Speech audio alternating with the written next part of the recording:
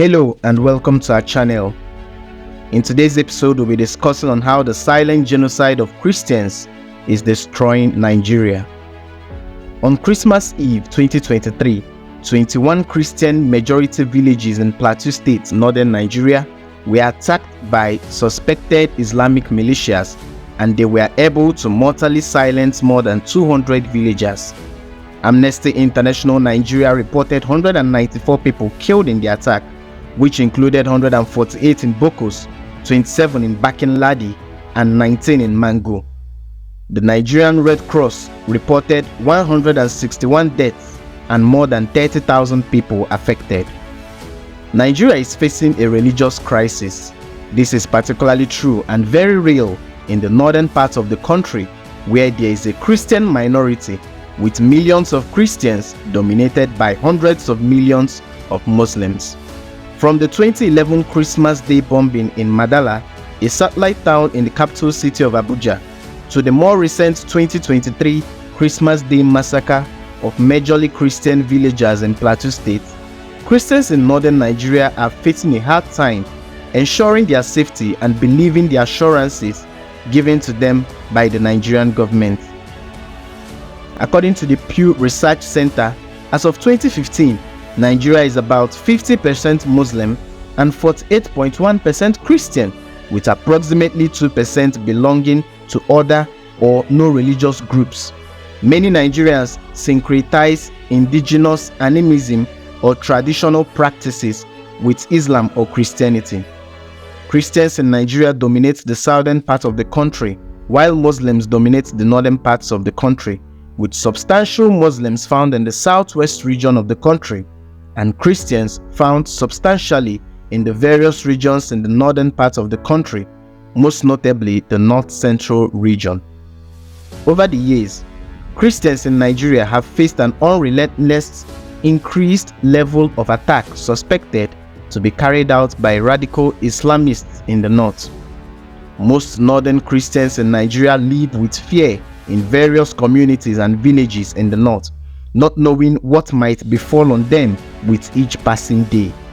The heightened level of insecurity for many Christian communities in northern Nigeria hasn't gone unnoticed by the Nigerian government, with various efforts being made to curb the menace and little to show for it, sadly. The factual truth is this: Christians in northern Nigeria have not experienced peace for a really long time. It is true that there is an increased voice for justice in our times, but this has been a problem for many years. Religious violence in Nigeria, especially the Christian-Muslim strife in modern Nigeria, can be traced back to 1953, before the country even gained its independence. The Kano riot of 1953 broke out in the ancient city of Kano, located also in northern Nigeria. The nature of the riot was clashes between northerners, majorly Muslims, who were opposed to Nigeria's independence, and southerners, majorly Christians, made up of mainly the Yorubas and the Igbos, who supported immediate independence for Nigeria. In October 1982, there was a serious clash between Christians and Muslims in Kano when Muslim radicals were able to enforce their power in order to keep the Anglican House Church from expanding its size and power base. They saw it as a threat to the nearby mosque, even though the Anglican House Church had been there 40 years prior to the building of the mosque. Additionally, there are two student groups in Nigeria who came into contestation: the Fellowship of Christian Students and the Muslim Student Society.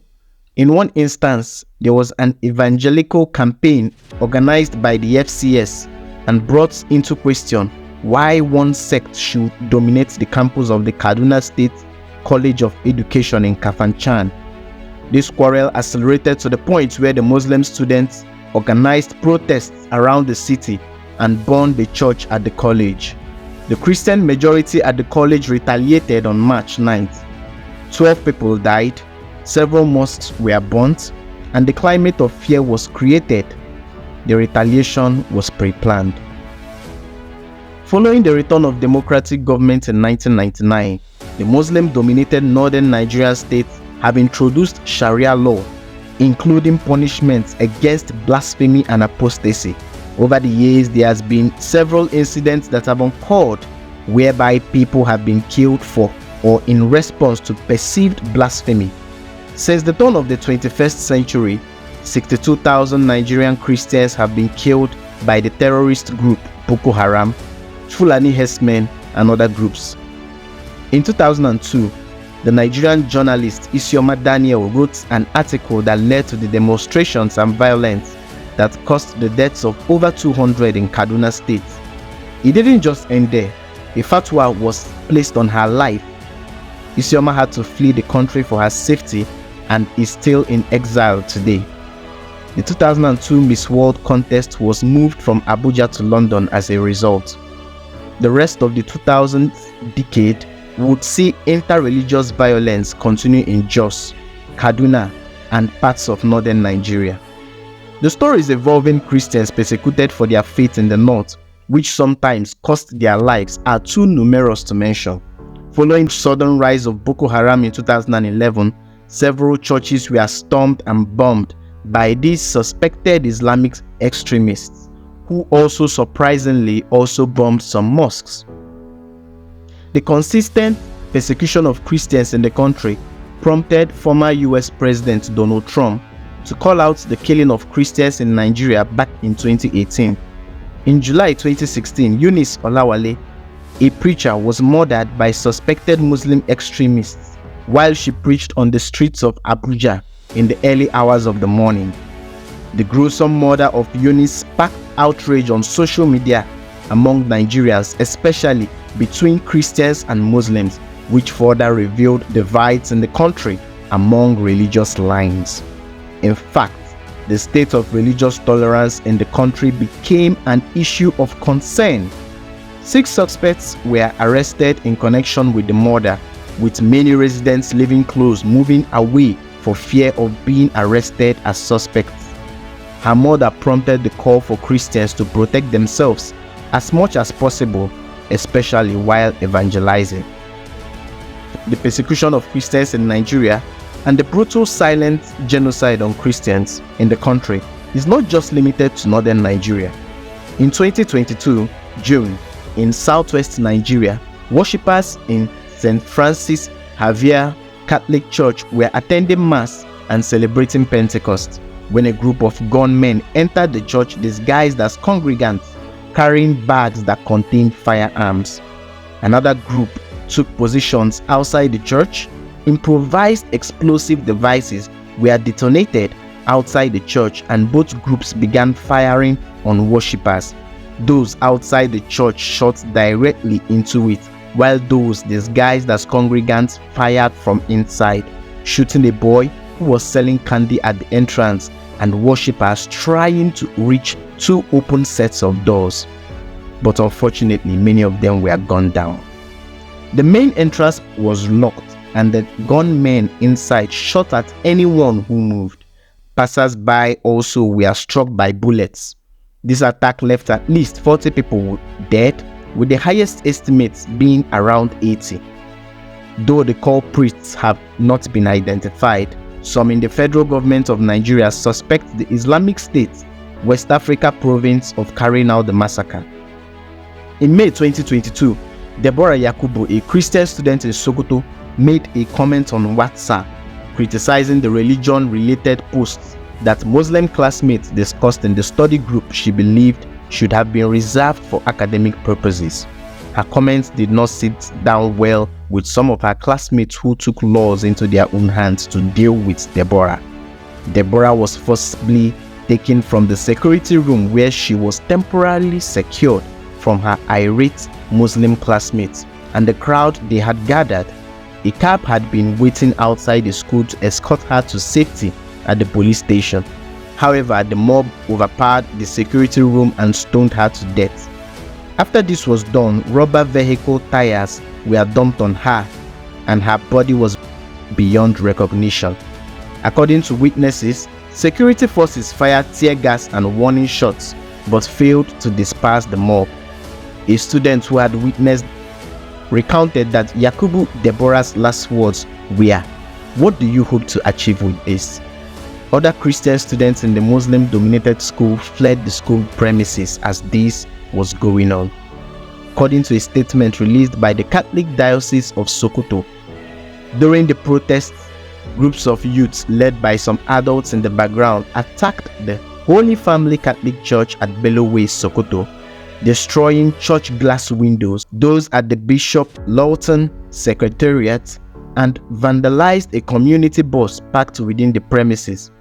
St. Kevin's Catholic Church was also attacked and partly burnt. Windows of the new hospital complex under construction in the same premises were shattered. The hoodlums also attacked the Back Heater Center, burning down a bus within the premises. Deborah's death brought worldwide condemnation. The governor of the state, Governor Aminu Tambuwal, ordered the indefinite closure of the college immediately after the incident and opened an investigation which led to 2 students identified from the video arrested in connection with the lynching. British High Commissioner to Nigeria, Catriona Laing, condemned the killing and urged that the authorities ensure the perpetrators of the horrific acts were made to face justice in line with the law. International Catholic Charity Aid to the Church in Need also criticized the murder, with Executive President Thomas Hein Gelden saying, "The levels of extremism and violence reached in Nigeria over the last few years are absolutely appalling. Hardly a week goes by without news of kidnappings and dozens of deaths, but this barbaric act leaves us speechless." Besides issues with terrorist groups Boko Haram and ISWAP, Christians in Nigeria also complain of persecution by Fulani herdsmen who are mostly Muslim and who have terrorized mostly Christian farmers in the Middle Belt. Christian clergy and faithful have also been targeted in cases of kidnapping by armed gangs seeking ransoms. In a speech in the European Parliament in October 2022, Bishop Wilfred Chipa Anabwe of the Roman Catholic Diocese of Makurdi compared the situation of Christians in his country to nothing short of a jihad clothed in many names: terrorism, kidnappings, killer herdsmen, banditry, other militia groups, and called on the international community to abandon what he termed a conspiracy of silence on the subject. According to Aid to the Church in Need, 4 Catholic priests were murdered in Nigeria in 2022 alone, and 23 priests and 1 seminarian were kidnapped during the year, or had been kidnapped before but remained in captivity in 2022. The majority of the kidnapped priests were later released, although 3 were killed, and in November 2022, 3 were still missing, including Father John Bako Shepolo, who was kidnapped in March 2019. For the most part, Christians and Muslims have coexisted peacefully throughout history, and it's important to recognize that the actions of a few radicals do not represent the beliefs of an entire religious community. The situation in Nigeria, particularly regarding the persecution of Christians by radical Islamists, is undoubtedly a cause for concern and deserves attention. However, it is crucial to avoid generalizations and stereotypes that could contribute to further division. Nigeria is a diverse country with a significant population of both Christians and Muslims. Historically, these communities have shared cultural, social, and economic ties that foster a sense of unity. The current challenges faced by Christians in Nigeria actually come from the activities of extremist groups that promote violence and intolerance. These groups operate on the fringes of the broader Muslim society and community and do not represent the beliefs and values of the majority of Muslims in the country. It's essential to distinguish between the actions of extremists and the beliefs of the larger Muslim population. Most Muslims in Nigeria, like their Christian counterparts, desire peace, coexistence, and harmony. They condemn violence and persecution, understanding the importance of religious freedom and tolerance.